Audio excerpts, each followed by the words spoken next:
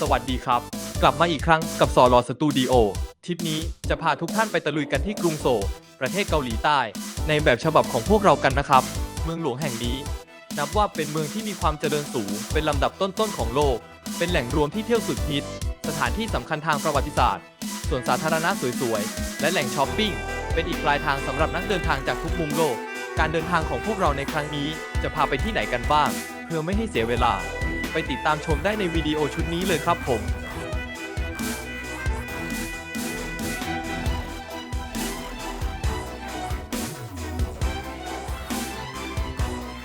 ครับผมตอนนี้กลับมากับโซโลสตูดิโออีกครั้งหนึ่งเนาะตอนนี้เราอยู่ที่ยงซานสเตชันนะครับผมเป็นสถานีรถไฟยงซานนะครับตอนนี้เราจะเดินทางไปต่างจังหวัดโดยรถไฟนะครับในเกาหลีกันดูนะครับเราซื้อตั๋วแล้วตอนรอบนี่แหละฮะตอนเย็นนี่แหละครับแล้วก็จะลองขึ้นรถไฟกันดูนะครับว่ารถไฟที่เกาหลีใต้จะเป็นยังไงนะฮะโอเคฮะวันนี้เรามีแม่ป้าสาวชาวเกาหลีมาเป็นผู้นำทัวร์เรานะฮะนี่ครับนี่ฮะ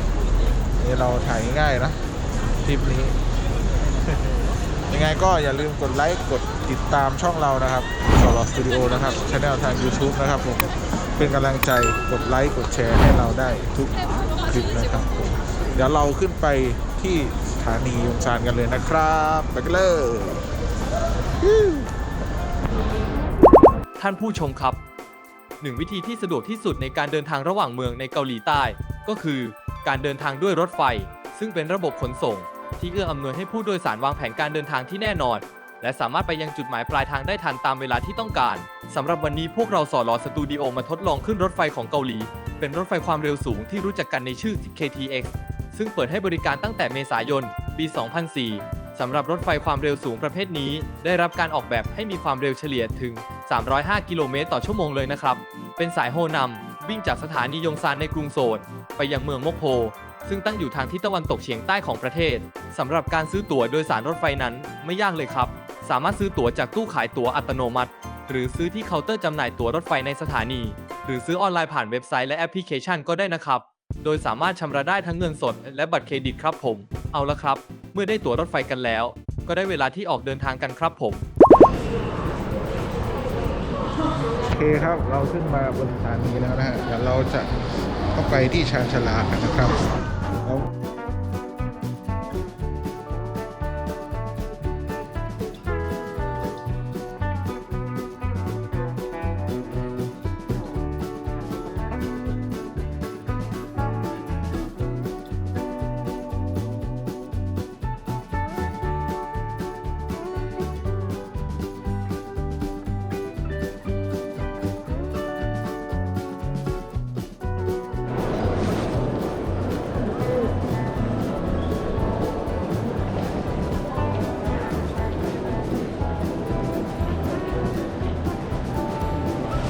เอาละครับผมตอนนี้เวลา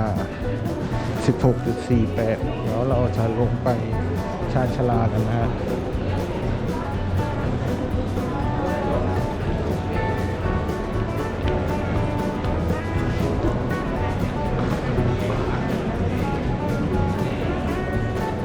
เขาดู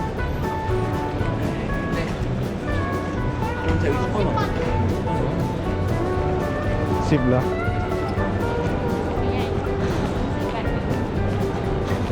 อ๋อ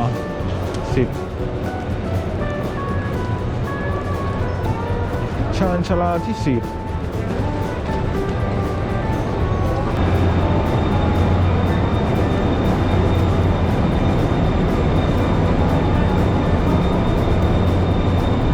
เนี่ยมันจะมีบอกว่าคันไหน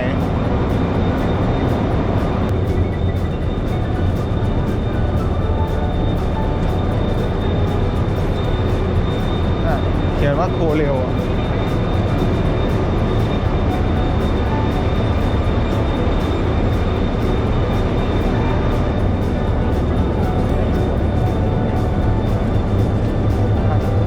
ค่า2ค่า3เฟิร์สเลยเหรอ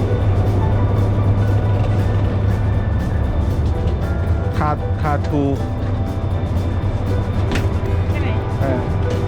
คาถูกแล้วคาแปดเลยค่ะ C2A คาแปด ค่า8อ๋อ8ทางนี้นี่8ทางนี้อันนั้น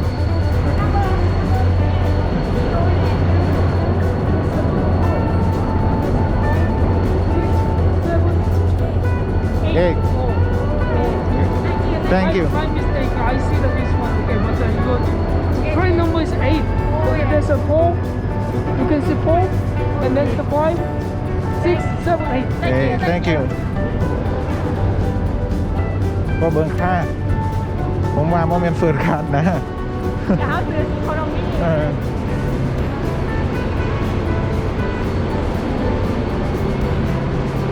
ตู้ซิก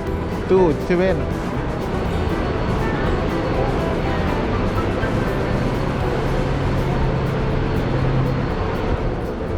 ตู้เจ็ด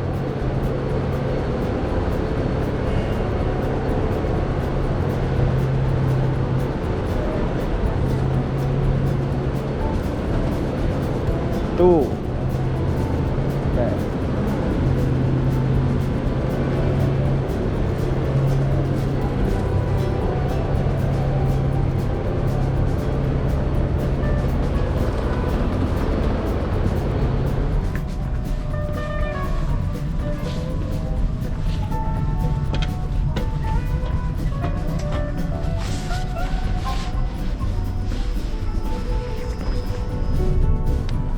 นี่ฮะ ตอนนี้เราก็เข้ามา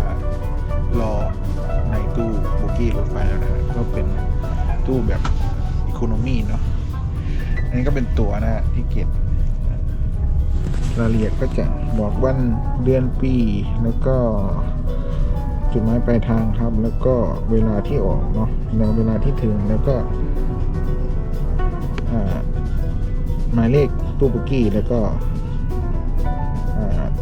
ที่นั่งครับ แล้วก็จำนวนค่าใช้จ่ายนะครับแล้วเราเดินทางกันตอน 17:09 นะฮะก็น่าจะถึงประมาณ2 ทุ่มกว่าๆนะเดี๋ยวจะบรรยากาศระหว่างการทางเป็นยังไงเดี๋ยวตามชมกันเลยนะครับ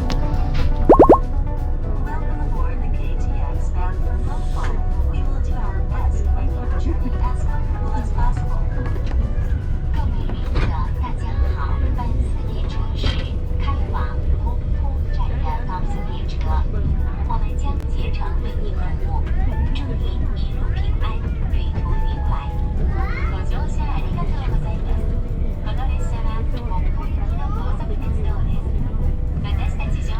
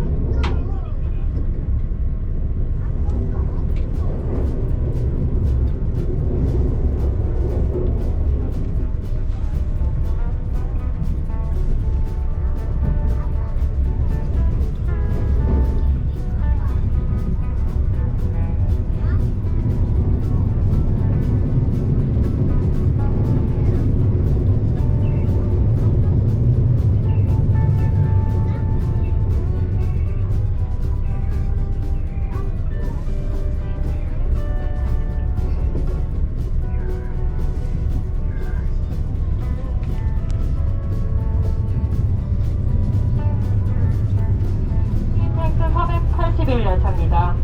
안내 말씀드립니다. 열차 내에서는 반드시 마스크를 착용해 주시기 바랍니다. 음식물을 드실 때에는 대화를 자제하며 조용히 휴식하여 주시고 드신 후에는 다시 마스크를 착용하여 주십시오. 긴 통화나 대화가 필요하신 고객은 객실 밖 통로를 이용해 주십시오. 올바른 마스크 착용 및 생활방역 수칙 실천으로 코로나19 극복에 동참해 주시기 바랍니다. 고맙습니다.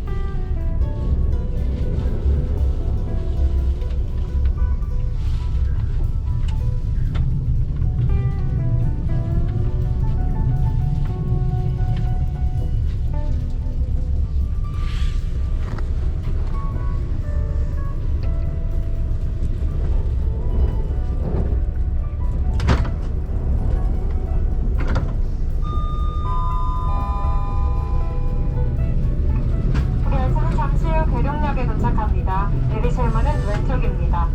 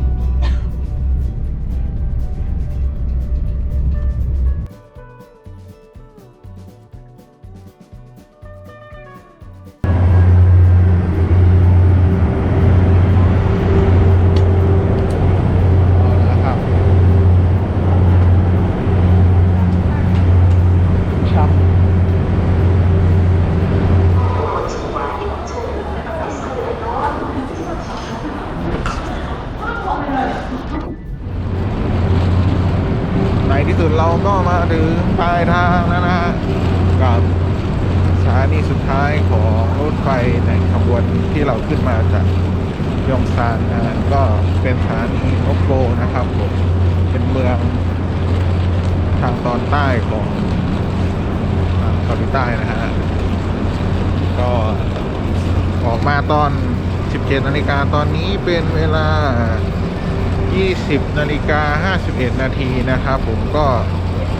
เกือบจะ 4 ชั่วโมงนะครับ 3 ชั่วโมงกว่านะครับผมก็ถือว่าเป็นการทดลองการเดินทางรูปแบบใหม่ๆของพวกเรานะครับหาประสบการณ์ในการเดินทางนะครับต้องบอกกับสลอสตูดิโอนะครับ EP นี้นะครับอย่าลืมกดไลค์กด Subscribe นะครับพวกเราได้ที่ช่องสลอสตูดิโอนะครับผมช่องทาง YouTube นะครับผมเราจะได้มีกำลังใจในการทำคลิปที่ท่านมาชมกันนะครับ วันนี้แค่นี้ก่อนนะครับ ขอบคุณและสวัสดีครับผม